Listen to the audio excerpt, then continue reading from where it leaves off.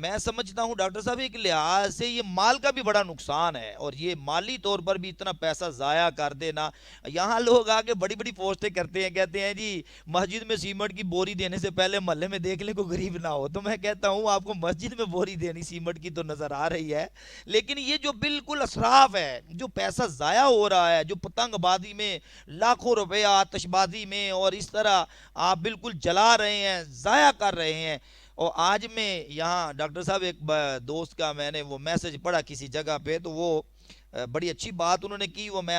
اپنے ناظرین تک بھی شیئر کروں گا۔ اس نے کہا کہ یار اگر کسی کے پاس کوئی پتنگیں زیادہ پڑی ہیں، وہ یہ سمجھتا ہے نا کہ میں اتنا پیسہ لگا کے بیٹھا ہوں تو اب میں اپنا نقصان تو نہیں کروں گا، تو اس نے اعلان کیا ہے۔ تو بلکہ میں تو کہوں گا ہم بھی یہاں پر اعلان کر رہے ہیں کہ یار وہ جتنا آپ کا نقصان ہو جائے گا وہ ہم سے آگے لے لیں، اور ان پتنگوں کو ضائع کر دو اللہ کے لیے، اور ان کو جلا دو، ختم کر دو، اللہ تبارک و تعالیٰ کے عذاب سے ڈر دو، اور ساتھ یہ وعدہ بھی کریں کہ آئندہ یہ کام نہیں کریں گے۔ ایک مرتبہ یہ ساری چیزیں جو ہیں ان کو ضائع کر دیں، اور دیکھیں کہ اللہ تعالیٰ آپ کے حلال رزق میں کتنی برکت فرمائے گا۔ خدا کے لیے یہ غور کریں کہ اگر اسی جگہ اسی ڈور کے ساتھ، داتی تار کے ساتھ، اسی طرح اگر آپ کا کسی بچے کا گلا کٹ جائے، خدا نخواستہ اللہ تعالیٰ محفوظ رکھے سب کو، تو پھر کیا اس وقت گھر میں قیامت برپا ہوتی ہے؟ وہ مطلب احساس تک کی کوئی ذرہ برابر بھی کوئی چیز نہیں رہ گئی، انسانیت ہی ختم ہو گئی ہے، احساس ہی ختم ہو گیا ہے کہ ایک بندہ تڑپ رہا ہے۔ روزانہ ہم دیکھ رہے ہیں کتنی لاشیں گر رہی ہیں،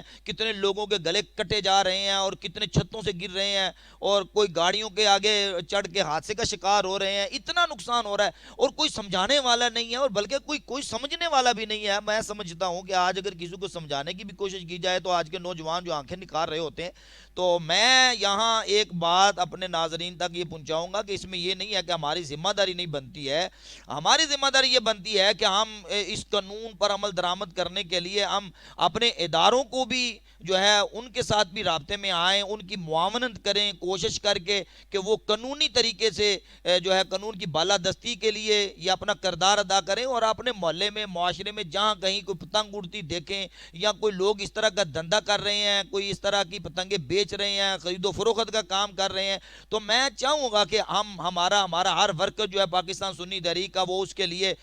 ہر ممکن کوشش کرے کہ اس کو روکنے کے لیے، وہ چاہے پولیس کی ہیلپ کی ضرورت پڑے، قانونی اعتبار سے وہ رستہ اختیار کرنا پڑے، اور اس کی مطلب ریکارڈنگ کر لیں، ویڈیو بنا لیں اگر آپ سمجھتے ہیں تو، یا آپ 15 پہ کال چلا سکتے ہیں، ہر طریقے سے آپ اس کو روکیں، اخلاقی طور پر روکنے کی کوشش کریں۔ اگر کوئی نہیں رکتا ہے تو پھر قانونی طور پر بھی ایسے لوگوں کو میرے خیال میں جیل میں بند کرنا ہی بہتر ہے۔ کیوں؟ اس کی وجہ یہ ہے، میں سخت لفظ بولوں گا تو کوئی کہے گا کہ جی علامہ طاہر صاحب آپ بول رہے ہیں، میں آپ کو ایک بات بتانا چاہتا ہوں، اللہ تعالیٰ نے ایسے لوگوں کے بارے میں یہ کہا ہے کہ یہ انسان نہیں ہے، جو اپنے دماغ کا صحیح استعمال نہیں کرتے، اپنی آنکھوں کا صحیح استعمال نہیں کرتے، اپنے ہاتھوں کا صحیح استعمال نہیں کرتے۔ اللہ تعالیٰ فرماتا ہے یہ وہ لوگ ہیں، وَلَقَدْ ذَرَأْنَا لِجَهَنَّمَ كَثِيرًا مِنَ الْجِنِّ وَالْإِنسِ، ایسے بہت سارے انسان اور جن ہیں کہ جن کو اللہ تعالیٰ جہنم میں ڈال دے گا۔ اس کی وجہ کیا ہے کہ وہ اپنے دماغ کا صحیح استعمال نہیں کر رہے۔ عقل سے کام لیں کہ کتنے لوگوں کی گردنیں کٹ رہی ہیں، آپ پھر بھی پتنگ بازی کریں تو کتنی بے شرمی والی بات ہوتی ہے۔ تو میں کہتا ہوں قرآن میں اللہ تعالیٰ نے کہا کہ ایسے لوگ جو دماغ کا صحیح استعمال نہیں کرتے،